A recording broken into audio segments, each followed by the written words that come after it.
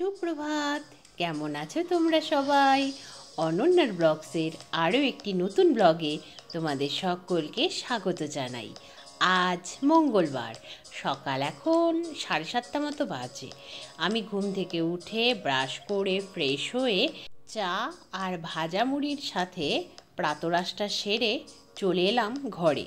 তাড়াতাড়ি বিছানাটা গুছিয়ে ফেলতে হবে। বিছানাটা গুছিয়ে তারপরে ঘরের আসবাবপত্রগুলো ঝেড়ে ফেলতে হবে। আজকে ভাবছি কয়েকটা ফ্যান পরিষ্কার করব। কারণ সকালে উঠে দেখছি মায়ের স্নান হয়ে গেছে, মা পুজো করতে ঠাকুর ঘরে পৌঁছেও গেছে। তাহলে মা পুজো সেরে রান্নার দায়িত্বটা সামলাতেই পারে। অনেক দিন বাড়িতে যে ফ্যানগুলো রয়েছে সে ফ্যানগুলো না পরিষ্কার করা হয় না, প্রচণ্ড নোংরা হয়েছে। তাই ভাবছি সবগুলো একসাথে না পারি, অন্তত 2-3টে করে 2 দিন ধরে বা 3 দিন ধরে মুছলেই পরিষ্কার হয়ে যাবে সব ফ্যানগুলো। তো মা তো পুজোর ঘর থেকে এখনও আসেনি, তো সেই জন্যই চায়ের বাসনগুলো ধুয়ে রাখি। বিছানাটা গোছানো হয়ে গেছে, যদিও ঘরের আসবাবপত্রগুলো এখনও মুছে উঠতে পারিনি। তার আগেই ভাবলাম চায়ের বাসনগুলো ধুয়ে এখানে উপর করে দিয়ে যাই, তারপরেই না হয় ঘরের আসবাবপত্রগুলো মুছে ফেলবো। এখন ঘরের আসবাবপত্রগুলো মুছে ফেলছি, কিন্তু স্ট্যান্ড ফ্যানটা মোছার সময় দেখলাম বীভৎস নোংরা হয়েছে। সেই 2017 সালে কিনেছিলাম। তারপরে একবার ইলেকট্রিশিয়ানের যে সহকারী আছেন, মনোজ মামার যে সহকারী, তাকে ডেকে এনে পারিশ্রমিকের বিনিময়ে ফ্যানগুলোকে পরিষ্কার করানো হয়েছিল। তারপরে মা প্রায় গত 6 মাস যাবৎ তাকে অনুরোধ করে যাচ্ছে, কিন্তু তার নাকি আসার সময়ই হয় না। তো সেই জন্যই ফ্যানগুলো পরিষ্কার হচ্ছেও না। ছোট থেকেই একটা কথা আমরা সকলেই শিখি যে নিজের কাজ নিজে করাই ভালো। তো সেই জন্যই ভাবছি মানুষ চেষ্টা করলে তো সবই পারে, তাহলে আমি কেন পারবো না? যখন বাবা সুস্থ ছিল তখন এই ফ্যান খুলে ফ্যান মোছার কাজটা বাবাই করতো, আর বাবার সাথে থেকে বাবা সেই কাজ করা দেখতাম। আর বাবা যখন বলতো নেতার মধ্যে কলিন লাগাতে, তখন ওটা লাগিয়ে দিতাম আর বসে বসে দেখতাম। এখন তো বাবা অসুস্থ, তাই বাবা বসে আছেন, কিন্তু হেল্প করার পরিস্থিতি বাবার আর নেই। তো সেই জন্যই ঘরের আসবাবপত্রগুলো মোছা হয়ে যাওয়ার পরে আমি ফ্যান খুলে ফ্যান মুছতে শুরু করলাম। ফ্যানগুলো ক্লিন হলে মা বলে খুব সুন্দর হাওয়া হয়, হাওয়ার নাকি গতি বাড়ে, অনেক কিছুই বলে। কিন্তু নিজের জিনিস তো নিজেকেই যত্ন করতে হয়। তাই ডাইনিংয়ের টেবিল ফ্যানটা খুলে স্ট্যান্ড ফ্যানটাকেও খুলে ফেলেছি, কিন্তু স্ট্যান্ড ফ্যানের ব্লেডগুলো খুলতে পারলাম না। স্ক্রু ড্রাইভার দিয়ে অনেক চেষ্টা করলাম, জানো, কিছুতেই খুললো না। তারপরে ভাবলাম থাক বাবা, একবারে খুলে ফেলার পর যদি আবার না আটকাতে পারি তখন তো আবার মস্ত ঝামেলায় পড়তে হবে। তো সেই জন্যেই ভাবলাম একটু সময় লাগবে ঠিকই, কিন্তু পরিষ্কার তো করাই যাবে।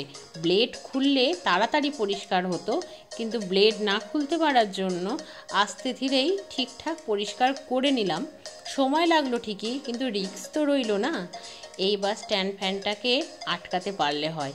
বিশাল ভারী এর ডালাটাও, জানো, বাবারে বাবা, একার পক্ষে খুব চাপই। মাঝে মাঝে এসে মা দেখে যাচ্ছে, মা বলছে বাবা আমার মেয়ে তো এই কাজটাও পারে, যেটা কিছুতেই আর হচ্ছিল না করা। অনেকবার বললাম ছেলেটাকে, এসে করেই দিল না।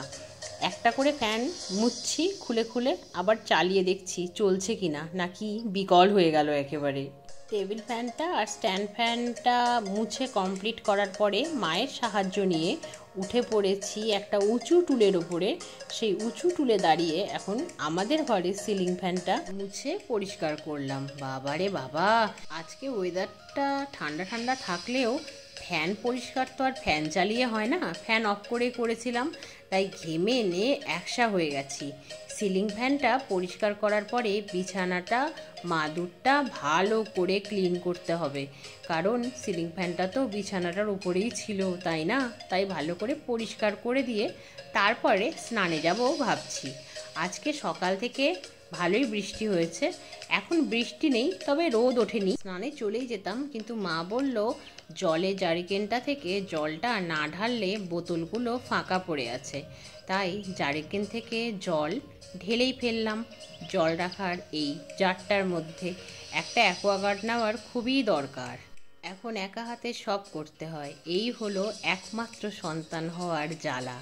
যখন ছোট ছিলাম তখন খেলনা বলো, পুতুল বলো, খাবার বলো, সব আমার একার ছিল, কোনো ভাগ ছিল না। কাউকে কখনো ভাগ দিতেই হয়নি। সেই জীবনটা খুব মজার ছিল। এখন বড় হয়ে বুঝতে পারছি, তখন যেমন আমায় কাউকে কোনো জিনিসের ভাগ দিতে হয়নি, এখনও আমার কোনো দায়িত্বের ভাগও কেউ নেবে না। তাই নিজের কাজ নিজেকেই করে ফেলতে হবে। সেই জন্যই নিজের কাজ নিজেই করে ফেলি। যে কাজটা করতে পারি না সেই কাজটা ওখানেই পড়ে থাকে। বাবা সুস্থ থাকলে এমনটা হতো না জানি, কিন্তু বাবা যে অসুস্থ। স্নান করে এলাম, তারপর জামা কাপড়গুলো সিঁড়ির ভেতরে মেলে দিলাম। ওয়েদারটা তেমন ভালো নেই। এখন লাঞ্চের পালা। লাঞ্চ তো কমপ্লিট হয়ে গেল, এখন একটু রেস্ট নিয়ে নেব। তাহলে আজকের মতো আজকের ব্লগটা এই পর্যন্তই। আবার দেখা হবে তোমাদের সাথে অন্য একটা ব্লগে খুব শিগগিরই। সবাই খুব ভালো থেকো, সুস্থ থেকো, সাবধানে থেকো। আর আজকের ব্লগটা কেমন লাগলো কমেন্ট করে জানিও। ভালো লাগলে একটা লাইক করে দিও।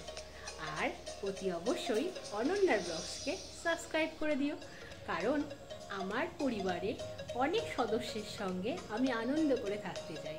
তাই পরিবারের সদস্য সংখ্যা একমাত্র তোমাদের ভালোবাসাতেই বাড়তে পারে।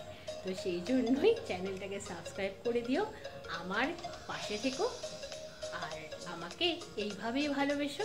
তাহলে আজ চলি, বাই বাই।